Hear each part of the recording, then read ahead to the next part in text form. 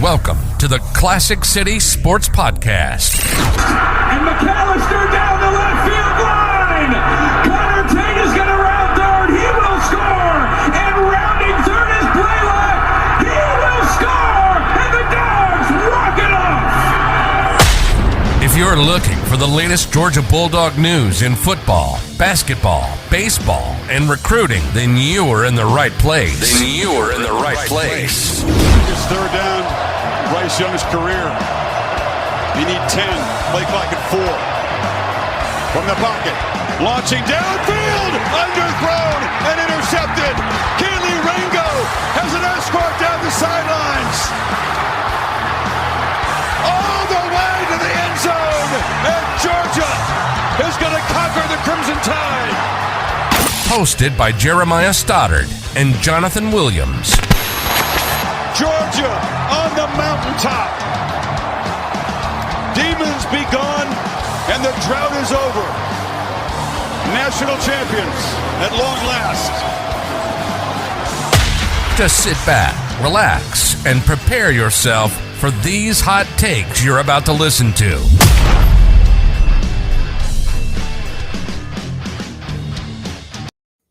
All right, welcome back to another episode of the Classic City Sports Podcast. As always, Jeremiah Stoddard and Jonathan Williams here for you. It's the off season, so content is it's hard to come by sometimes. But guess what? The AJC has given us some more stuff to talk about. Even though I'm kind of tired of reading about it and seeing about it too much, it's something we do have to talk about for at least a couple of minutes on the show today. And then we've got hot or not. We're going to be talking about SEC teams that we believe in and SEC teams that we do not believe in this year. Or I don't know if it's just SEC. Jonathan didn't necessarily tell me it's strictly SEC, but I'm going to go with SEC when I look at it myself personally. See how in the title it says SEC football? Who's hot and who's not? We're going to. I prepared for it to be SEC football teams, so I did go with that. And then Jonathan decided to spring on me right before we came on the show by tweeting that we are doing King of the Hill tonight as well. So that's always a fun topic for us, and I know a lot of people that watch do enjoy that as well. So I'm excited about that as well. Jonathan, how are we feeling this afternoon? Oh, I'm good. And no spoilers, no hints for King of the Hill. Because when I was posed this question, I kind of fought myself with it for a little bit, and I kind of went back and forth. And so I didn't want you to have any time to think about it, because now that I've thought about it for a couple of hours, I know my stance. And now that I've analyzed the question, I've really dug deep about it. I know my answer, but I kind of want to see your raw reaction to this, see how you tackle it, and see how you analyze it, because I think it's a really fair question. And on the surface, you kind of think it's really easy to answer. But when you kind of start digging into things, I think it becomes a little bit more tricky, and you're kind of like, oh, well, when you think of it that way, perhaps you could. And so it's just something different. I don't know. It was like a last minute addition for myself, and I thought it'd be a good conversation, because we haven't done King of the Hill or really talking season much this offseason, mostly because even though you just said that we've been short on content, we've been able to figure out a bunch of content without having to tap into King of the Hill or talking season. That's a good thing. That means we get a lot of good stuff to talk about, like we do this episode. And of course, next week with SEC Media Days, that's going to give us a bunch more content to talk about, hopefully enough to where we can bridge that to the start of the season. Because, SEC Media Days roll around, and it's like, dang, we got like a month left until college football is back. So a lot of excitement. Yeah, absolutely. I'm excited about SEC Media Day. We'll kind of talk about that for a second probably as well on the show. If we wanted to bring back talking season, all we got to do is just start talking about Ohio State fans today or this week, because they have been all over it because of the comments by Ryan Day, which, granted, if you watched Brooks Austin's show last night or paid attention to the actual interview, he was kind of pried at to make any type of statement about targeting and all that kind of stuff. Yeah, it was. He made him give him an answer about targeting on there, but we're not going to talk about that specifically tonight. But if we wanted to, that could be talking season, because those Ohio State fans have been putting that video out and talking about the fact that that's not targeting, all that kind of stuff for a hot minute now. But let's jump into the main topic of tonight, or not the main topic, as you can see the title. The main topic's that one, but I think one of the pressing topics is the whole AJC issue with UGA. Georgia obviously came out with a 9-page, 4,200 word, statement to them, demanding that they recant that story, that they retract it rather. And it's going to be interesting to see what happens, because later in the day, or Alan Judd decided to release an article himself that just was like, UGA and Kirby Smart not happy with the way things have been reported. It's just kind of in poor taste when you see that article come out the same day that they sent a letter to your publishing site saying that you need to recant something. And instead of recanting it, you kind of just posted something new. Yeah, and we haven't talked about this really at all on our podcast, and I think it's mostly because, like I said, we've had a lot of content to cover, and I think good content. And I'd rather talk about those things than talk about what the AJC has been doing, and more specifically, what Alan Judd has been choosing to report. And so, but at this point, it's like you have to. Now that the university is involved, they have inserted themselves officially in this conversation. Because it eventually got to the point where it's like, we can no longer just sit back and watch this unfold. We have to do something about this, especially because of the last article that he wrote about Jamal Jarrett. And that's one that the University of Georgia specifically highlighted in their statement, was that recent article that he wrote about Jamal Jarrett. And then, of course, that went on to unfold into On3 releasing their version of just the straight police report. And that didn't really match up with what Alan Judd was reporting as an investigative journalist, as what he has titled himself, and what his role is supposed to be at the agency. And here's kind of my take. I am a journalism student at the University of Georgia. I do take courses about ethics. I take courses about communication law. I have taken all of these courses that tells me, how am I supposed to act as a journalist? What is my duty as a journalist? And what am I supposed to do? And how am I supposed to act? Those are the things that we are basically molded into at Georgia. We are taught all of these rules, what we are supposed to do to abide by them, and to make sure that we not only pose ourselves in the best light to the public, but also making sure that we give the public, we give our readers, our viewers, the most important information and accurate information. And I think that's where the AJC has failed. I think that's where Alan Judd has failed. And you saw where in the statement, if you read it, the University of Georgia in their statement highlighted how on AJC's website, they have all of these like ethics and these cornerstone values that they have for the website. And one of them was like credibility and making sure that they are giving you credible information. And Alan Judd did not do that. He did not live up to that statement. And I think the biggest issue that I personally have with how Alan Judd and the AJC have chose to attack this whatever vendetta that they have against Georgia. The guy's written like 17 articles in the last 4 months, since January, just highlighting off the field issues at Georgia, anything and everything he can find.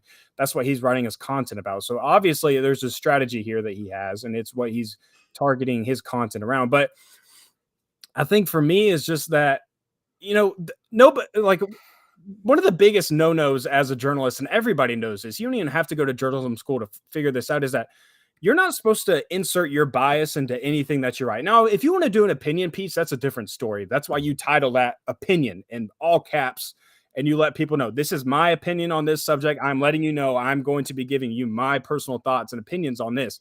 But when you're an investigative journalist like Mr. Judd, and you're trying to give out information That's about the key word. Yeah.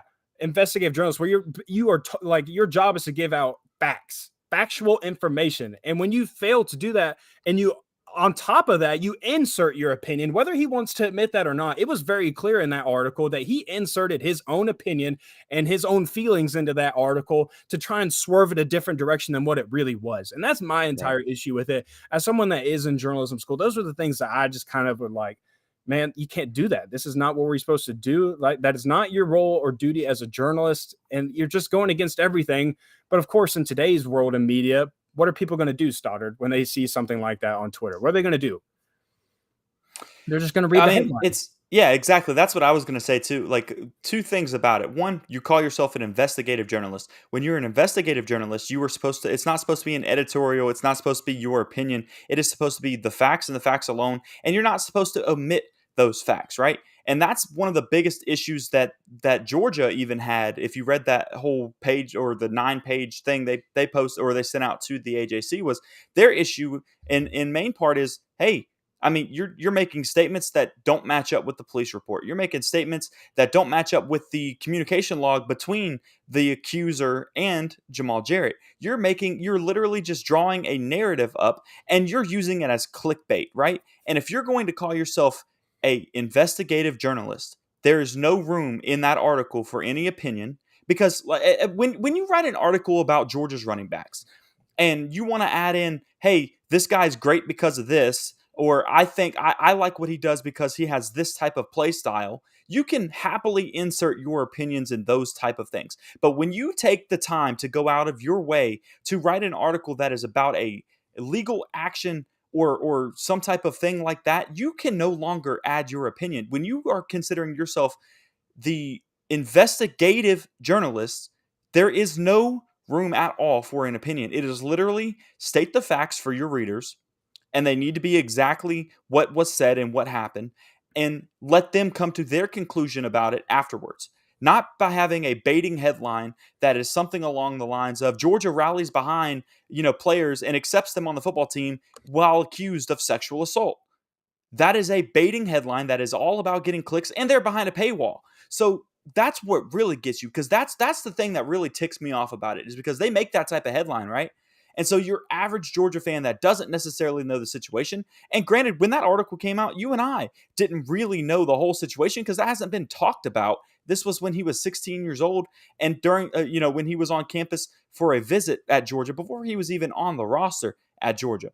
So we didn't really know the whole story there either. So what we get is an opinion piece with a baiting headline that makes you say, hey, let me pay for this article because I want to see what they're talking about. And the point that goes back to the fact that you are an accredited journalism, or one of the biggest in Georgia for sports, right? AJC, that is a huge name. You are literally people are going to go, oh, they're going to tell me the truth. They're going to give me all the information. When in reality, they gave you clickbait. They gave you parts of the information they wanted you to hear, and they did not give you the actual transcript from the police investigation that proved that there was no wrongdoing. That's the part that ticked me off. Yeah, I think it's about making nothing out of something, or trying to make nothing out of something. And that's why I really appreciated what Dogs HQ and the good people over at On3 did, is they were Jake like, Rowe we have did the an police incredible report article on that. Jake Rowe did an incredible job with that. And I think that was and it wasn't even like, I'm going to call it a rebuttal. It wasn't a rebuttal. Like, that's not exactly how you should classify it, but it's kind of what it felt like. The AJC released their version of it. And then Jake Rowe was like, I have the police report. How about I just give you the police report word for word, what I have on my desk right now? How about I just put that in print opinion for you to read for free? Anybody can click on this and read it for free. So I really appreciated that. And that's why I'm just kind of like you said, it sucks that we have to keep talking about this. And this has continued to be such a hot topic in the news around Georgia, especially after winning back-to-back national titles. Things should be uppity, up. But instead, things are just kind of on a low mark. And I think people are just kind of itching for a football season to get here, as am I. I for sure am. But it'll be interesting to see where things go from here now that the university has inserted themselves and they are now taking action on this, like I said, as they should have, in my opinion. I think that it just reached a point where you can no longer sit on your hands and just act like nothing's going on. When you pose it the way they did, it becomes defamation, right? Like, you're defaming his character as an individual when he was 16 years old, right? And then now you're also defamating the name of UGA and Georgia football as a whole. Like, if they don't recant this story, I really feel like you see a defamation lawsuit coming because they decided not to recant the story that was inaccurate. Yeah, and I think, to my knowledge, I believe how the process goes is that Alan Judd has 10 days to retract his story. And then if he doesn't after 10 days, then the university has the opportunity to proceed a lawsuit, I think. I am no law major, but I believe that is how things are supposed to unfold, or how the timeline works. So we'll see if Mr. Judd does recant his story or if he just keeps doubling down like he has been. But anyways, I said we were excited for the football season, so let's talk about the football season. Let's get into this grind of the upcoming SEC schedule, the upcoming 2023 season, to see if Georgia is going to three-peat as national champs, or if someone else is going to be crowned a new winner. So we are going to be doing a hot or not. We're taking a throwback to high school. I think this was more of a girl thing, like a hot or not list. Like, let's list all the guys that are hot and all the guys are not, whatever. It works both ways. So we're doing our own hot or not list. And so there was one rule, really, actually. There's only one rule to this.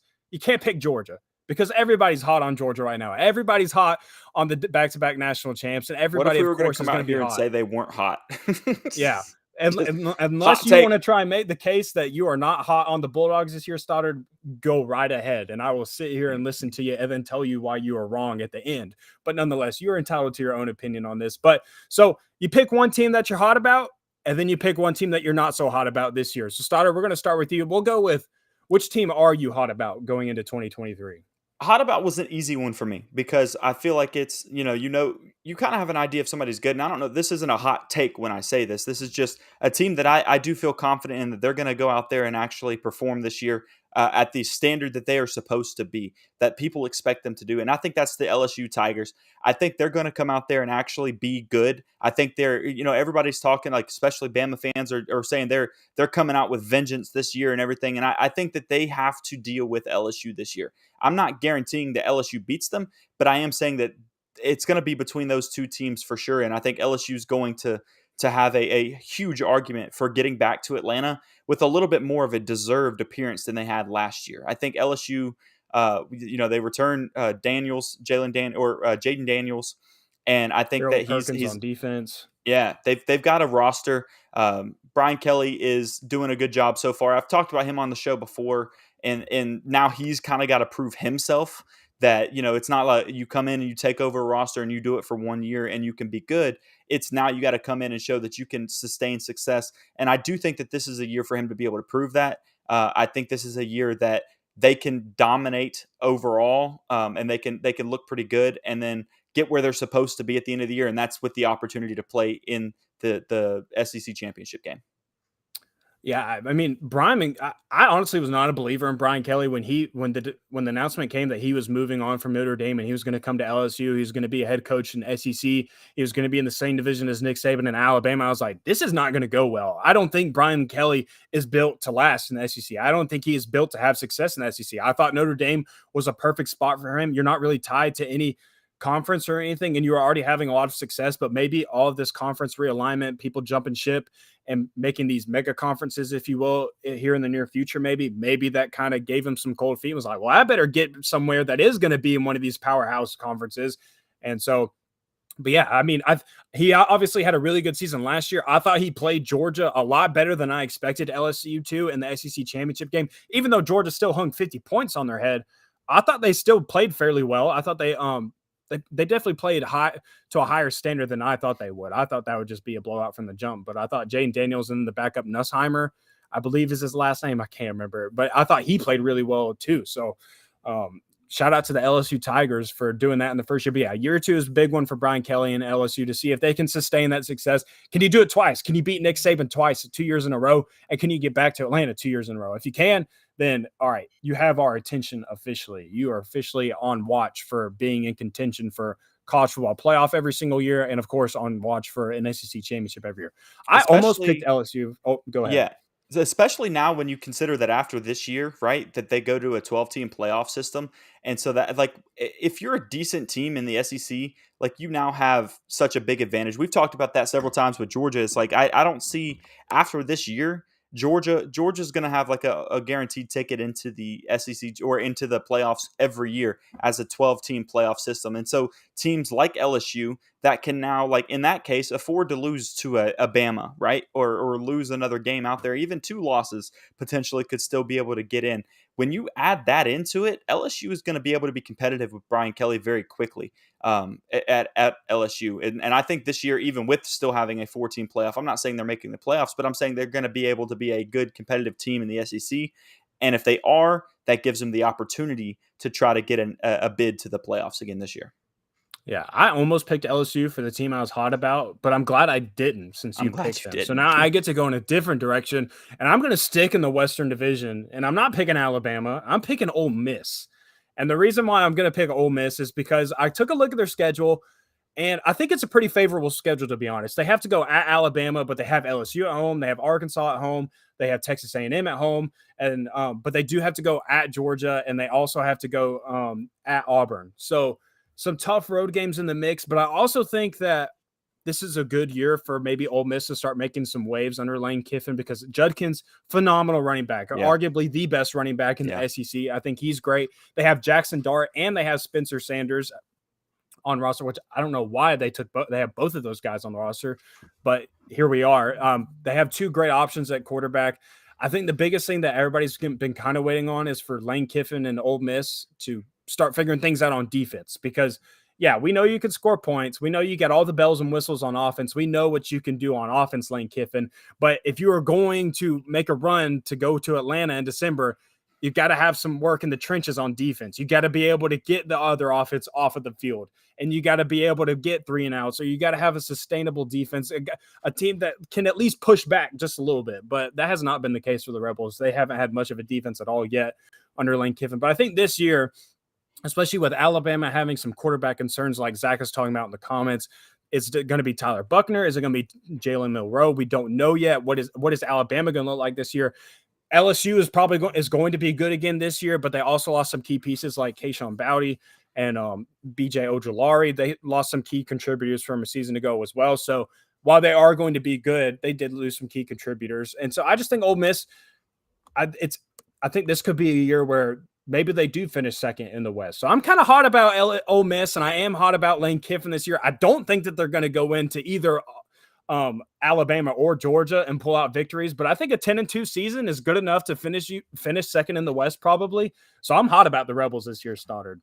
Yeah, I don't disagree with that either. And you hit the two things that would be worried about on their schedules. They go into Athens, they go into Tuscaloosa, but 2 losses once again doesn't mean that you're out of the SEC West conversation this year, in my opinion, because like you just detailed and what was in the comments, Bama. I'm not saying Bama's going to be out there going 12-0 when I say that I think it's between their floor LSU is and probably Bama. 10-2 for Bama, Yeah, right? So I think so. So if that's the case, right? Like if their floor is 10-2, and LSU, maybe their seal, or not LSU, Ole Miss, maybe their ceiling is 10-2, then they're competing for that top spot, and if not, at least maybe the second spot, because it is going to be coming between those 3 teams for sure.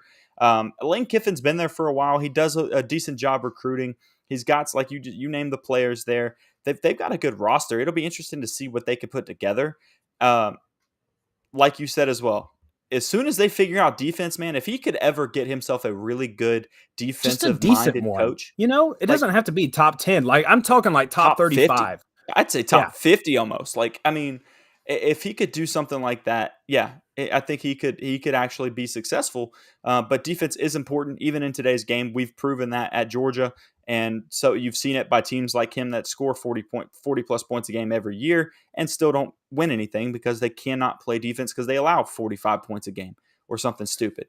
But it's one of those things that the SEC West is definitely up in the air this year. I think that's not something that anyone's going into with confidence that one particular team will win that conference. I think it could go between 2, maybe 3 teams. You're going a little bit higher. 3 teams that we mentioned, probably. If it's 3 teams, it's the 3 teams we mentioned. I don't see anybody else coming out of the woodworks to challenge those 3 teams for a top spot.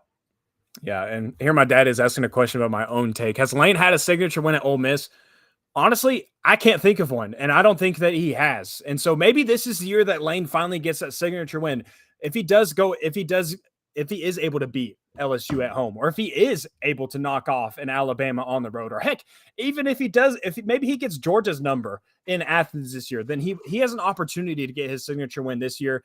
And that's what it would take, obviously, for him to be in that conversation of being in the upper tier of the Western Division. So maybe it'll happen this year, but no, I don't think he does have a signature win at Ole Miss yet. People have been waiting for it. People thought it was going to be against Alabama last year because it was at Oxford and things were kind of going for Lane Kiffin's way. Get your popcorn ready. He said, get your popcorn ready. And Nick Saban, like, hold my beer. And yeah, lights turned out. Game was over in the first 5 minutes of that football game. I mean, it wasn't even close. So maybe Lane Kiffin can get his squad straightened out this year and he can get some things rolling for him. I'll go ahead and tell you the team that I'm not hot about this year.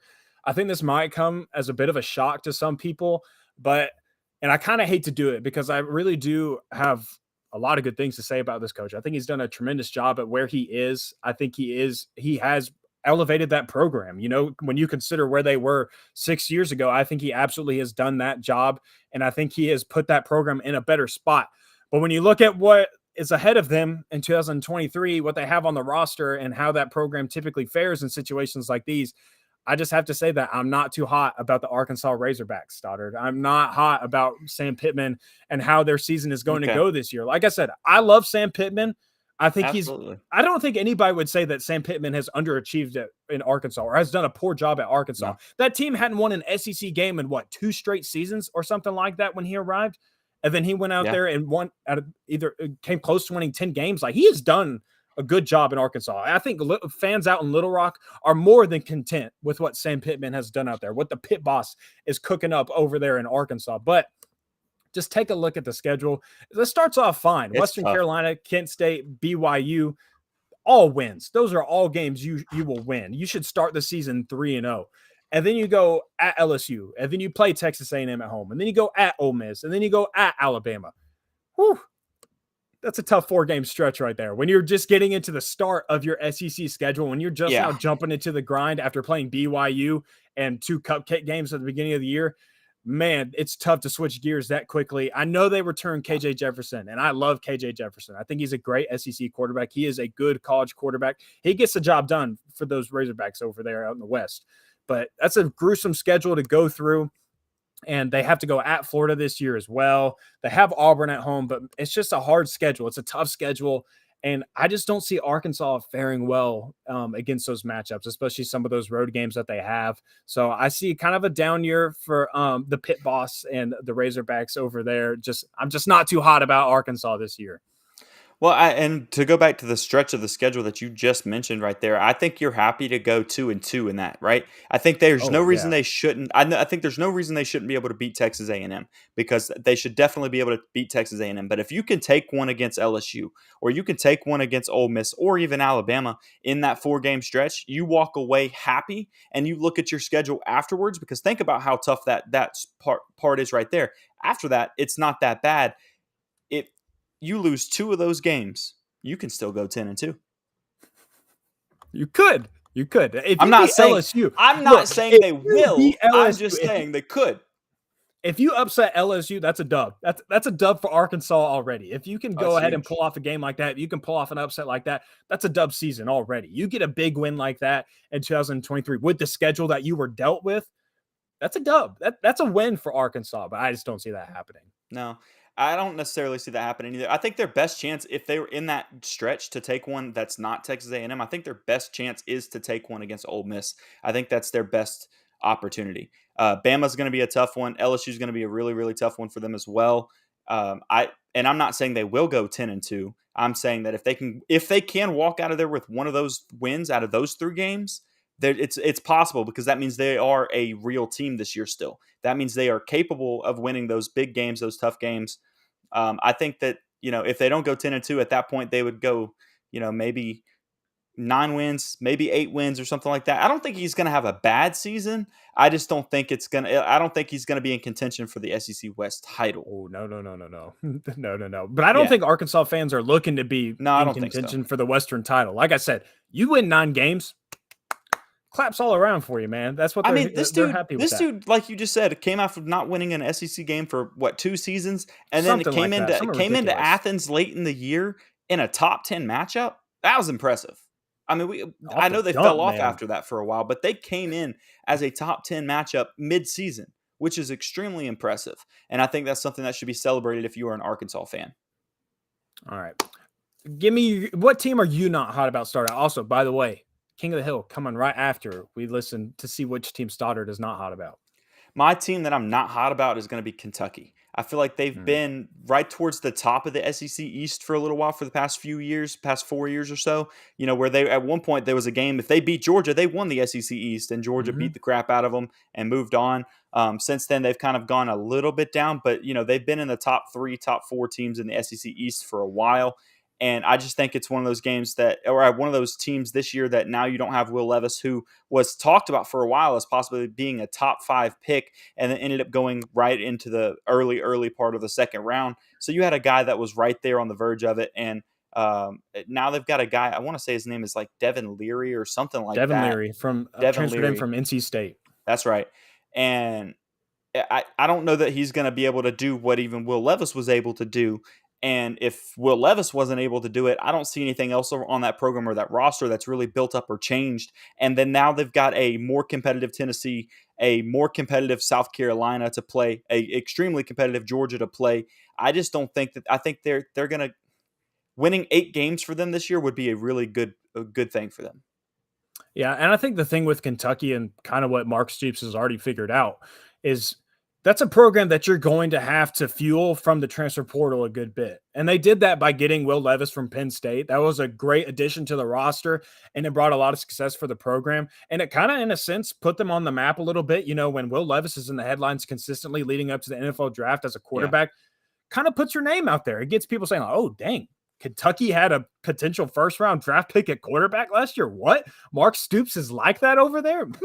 Maybe Kentucky ain't so bad after all. But yeah, but that also means you're just kind of your program is going to be what the transfer portal offers you. And this year it offered you Devin Leary, who isn't a bad quarterback by any means. NC State has some really successful years with him at quarterback. But I also, like you said, I think your best chance was when you had a guy like Will Levis, who everybody said was a potential first-round draft pick, and he didn't live up to the hype. And now you're transitioning, switching gears to Devin Leary, which I don't think that Kentucky is by any means going to drop down to the bottom of the barrel in the East. I think they're still very much so a top 4, top 3 team in the division. But compared to where they have been in years prior, I think you're absolutely right. I think this is going to be somewhat of a drop back from Kentucky, especially because Georgia is still Georgia. Tennessee looks to be still kind of climbing up the ranks a little bit, trying to improve that roster. And Kentucky just hasn't quite pushed through that threshold yet. They haven't quite gotten to that next level of what it takes to play for a game in Atlanta. So I think you're absolutely right.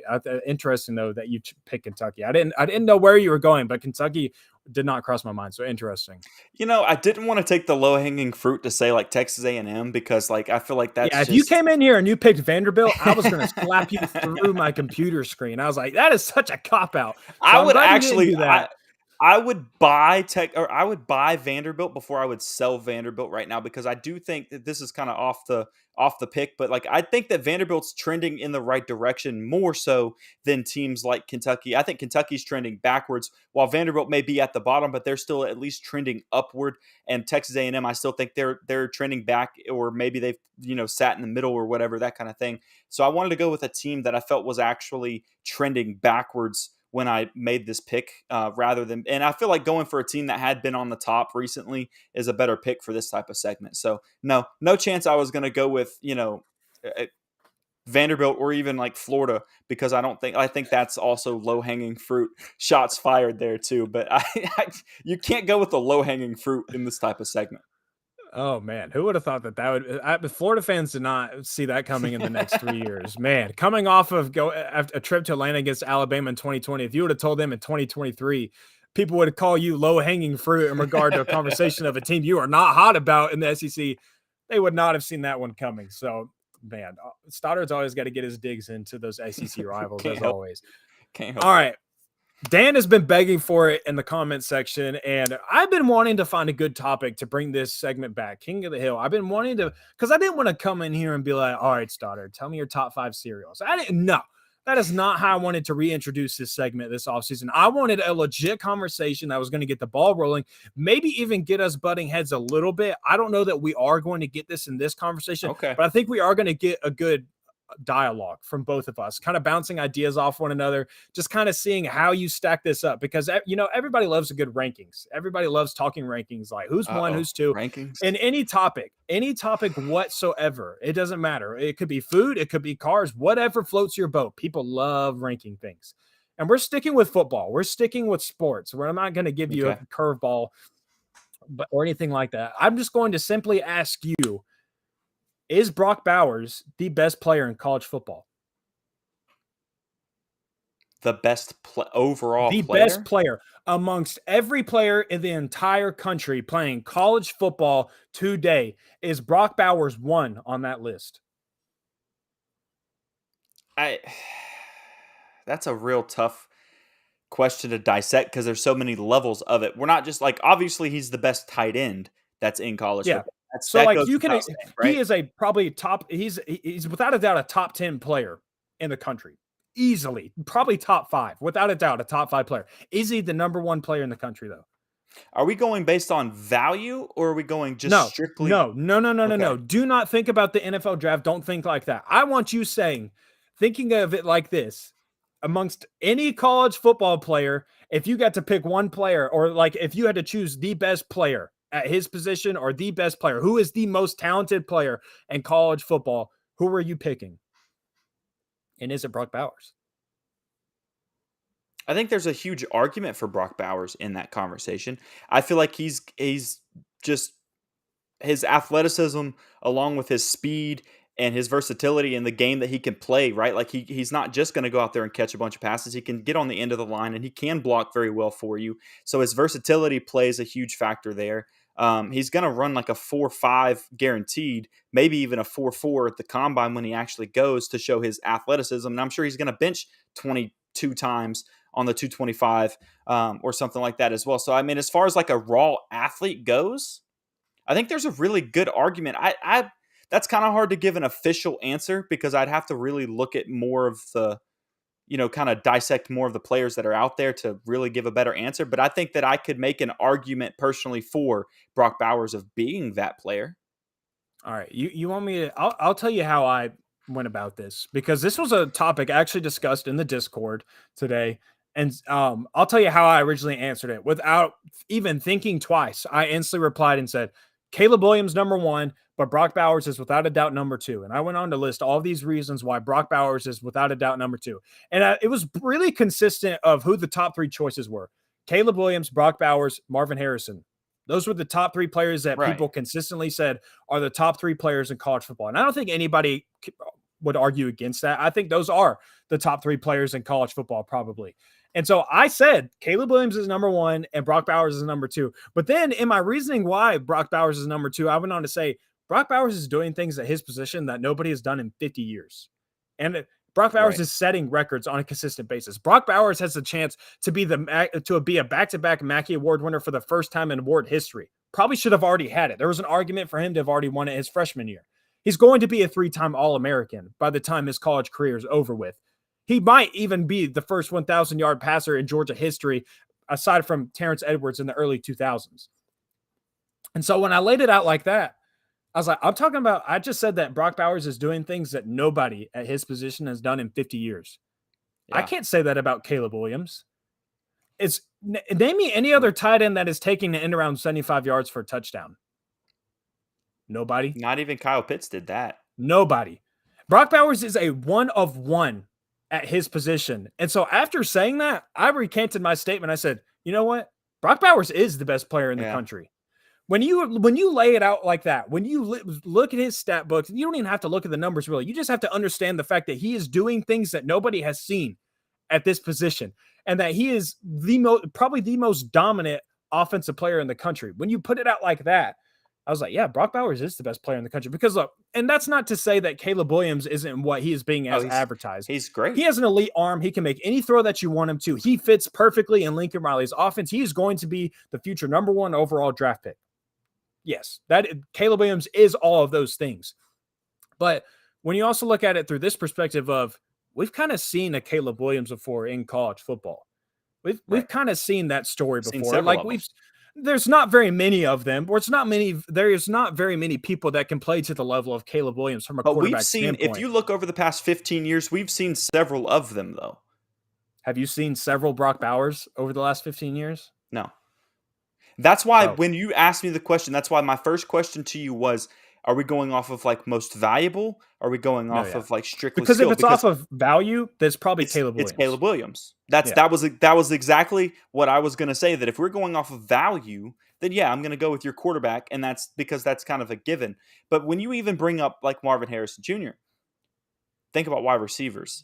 Every single year we have a Marvin Harrison Jr. We see wide receivers like that. We've seen Devontae Smith, We've seen Justin Jefferson. We've seen Jamar Chase. We've seen those guys before. Now, again, that's not to say that Marvin Harrison is not one of those dudes, because he's deserving of a top 15 pick in the NFL draft. Like he's going to be, Caleb Williams is going to be number 1. Marvin Harris Jr. is going to be somewhere, maybe even top 10. It depends on where they go after wide receivers. That's always the question with the draft.